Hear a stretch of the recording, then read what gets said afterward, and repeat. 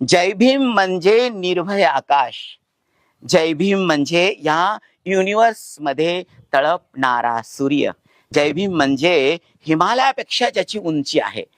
जय भीम म्हणजे जर अशा कित्येक उपमा जर विशेषण द्यायचे म्हटलं ना तर माझी वाणी आणि शब्द कमी पडतील. असा दिव्य पुरुष महामानव. हो, जय भीम म्हणजे आपल्या सगळ्यांची आयडेंटिटी.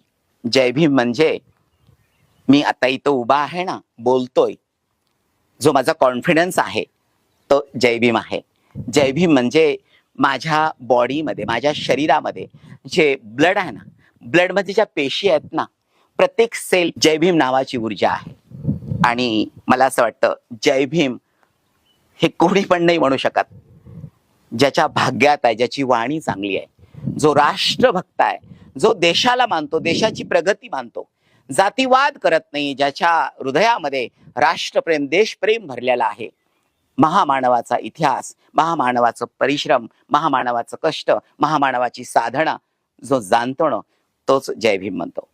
म्हणून जय भीम सहज कुणाच्याही मुखात येणार नाहीये.